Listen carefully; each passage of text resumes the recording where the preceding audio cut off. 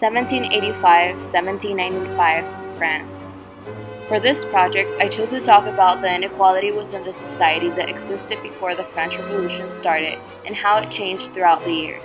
I picked poems that were written before the Revolution, which started in 1789 and ended in 1799, and some that were written during it to see how writers began describing the situation in which they were living. First of all, I chose the book Les Miserables, which takes place in France during the French Revolution. Les Miserables is a French historical novel by Victor Hugo, which was first published in 1862. It is considered one of the greatest novels of the 19th century. The novel elaborates upon the history of France, politics, moral philosophy, anti-monarchism, justice, and religion. The novel starts when Jacques Valjean steals a loaf of bread to feed his sister's children who was starving and is sent to prison for it. In this scene, Hugo is pointing out that the poor was just as wretched as they had ever been, and the laws were as brutal. The revolution wasn't doing that much for the poor as it was supposed to. Throughout the book, we see how social injustice is a major theme. Hugo uses this novel to condemn the unjust class-based structure of 19th century France, showing time and again that the society's structure turns good, innocent people into beggars and criminals. Hugo focuses on three areas that particularly need reform: education, criminal justice, and the treatment of women. He conveys much of his message through the character of Fantine, a symbol for the many good but poor women who start prostituting herself after she is fired from her job at a factory. Through Fantine, Hugo demonstrates the hypocrisy of a society that fails to educate girls and ostracizes women. The character of Valjean reveals how the French criminal justice system transforms a bread thief into a career criminal. The only effect of Valjean's 19 years of mistreatment is that he becomes vicious. In the novel, we also see social injustice when a man named Bertrand Binet and his associates, which are real criminals who not only rob but also murder, receive short sentences in prisons that are easy to escape, unlike the ones given to Valjean. Some of the major symbols that Hugo uses in this novel are animals such as snakes, insects, and birds. Hugo uses animal imagery to highlight the characters' qualities of good and evil. The orphan figures of Cosette and Gavroche are frequently referred to as creatures of flight, Cosette as a lark and Gavroche as a fly. Meanwhile, the Thénardiers are described as snakes. These symbols suggest that Cosette and Gavroche can rise above their miserable circumstances, while the Thénardiers are creatures of the earth and are not as free as Cosette or Gavroche, who can fly wherever they want. During the 18th century, France had a systematic problem collecting taxes because of the way society was structured. They had a system of kings and nobles, now called the Ancient Regime. Most French people were affected by it because nobles and clergies didn't have to pay taxes. By 1789, France had a lot of debt. One of the reasons being because they funded the American Revolution. One of the poems that explicitly describes the situation French people were in during that time is Poème sur le désastre de Lisbonne, which means Poem on the Disaster of Lisbon, written by the French Enlightenment writer, historian, and philosopher Voltaire.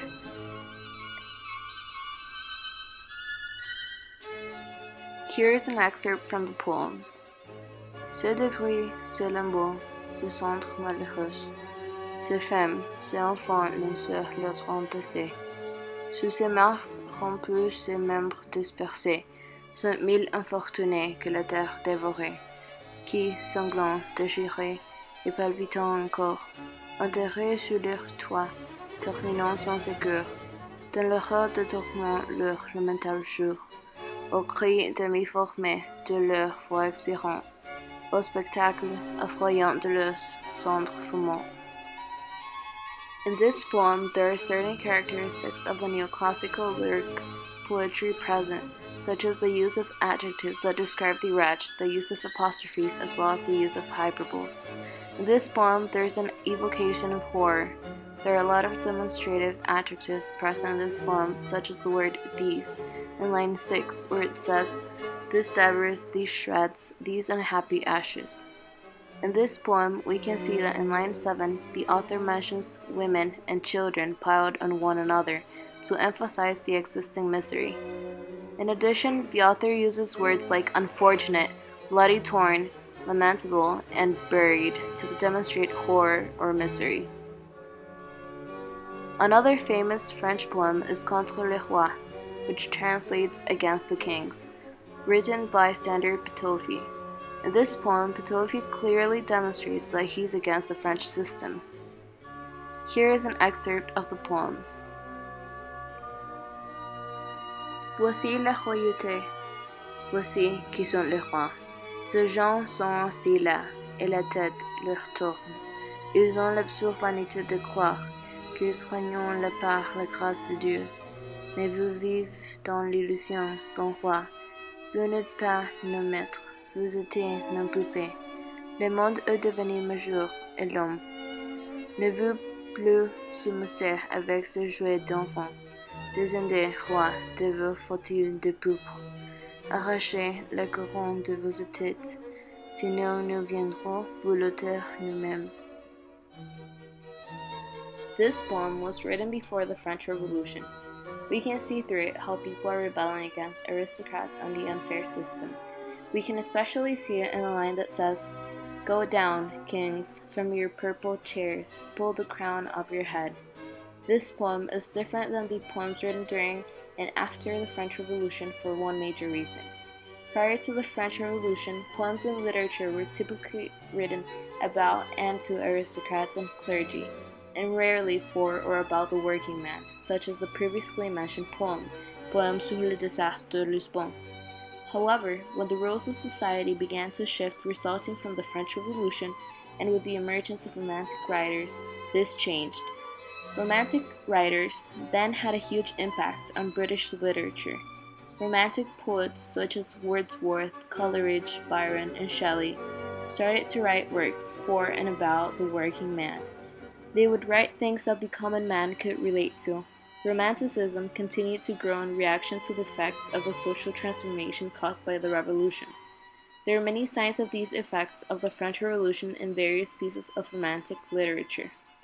One of the most well-known British poems about the French Revolution is Dejection and Ode by Samuel Taylor Coleridge.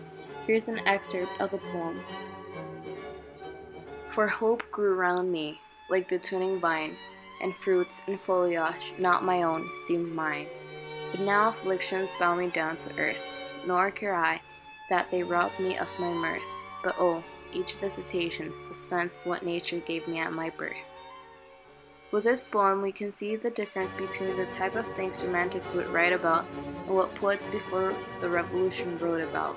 The major difference between those two types of poets is that instead of searching for rules governing nature and human beings, the Romantics searched for a direct communication with nature and treated humans as unique individuals. In the line that says, "For hope grew around me," we see one of the main characteristics that identify Romantic writers. Romantics try to make the reader relate to what the person in the poem was going through or feeling. Then, in the sixth line, he says, "Suspends what nature gave me at my birth." In this line, he is saying that at birth, a person is free and has the same qualities and rights as any other newborn. But as we grow up, that equality starts fading until it no longer exists. In the poem, there are also words like fruits and foliage that clearly represent nature, which is one of the main things Romantics focused on. The French National Allegory, 1789. Marianne was a sans-culotte. The sans-culottes were the common people of the lower classes in the late 18th century France. In battle, the sans-culottes gave the French Revolutionary Army many advantages over the invading Austrians and later the invading Prussians. The French army's lack of leg obstruction meant it could maneuver in the field quickly. In addition, the sight of 30,000 pantless Frenchmen was a sight that shocked opposing armies and distracted them. In this painting, Marianne represents the values that found her citizens' attachment to the Republic: liberty, equality, fraternity. She appears in this image as a warrior, symbolizing the idea that liberty is something that must be fought for. The colors that are mostly used are blue, red, and white, which are the colors of the French flag. It is evident that the sans-culottes are brighter than the people in the background, as if they bring some sort of life to the country. The way Marianne is postured demonstrates confidence and strength. In both images, the sans-culottes seem to be above or taller than the rest. In my opinion, this is done not as a sign of superiority, but as a way to show that the sans-culottes were the leaders who influenced others to fight for liberty and equality.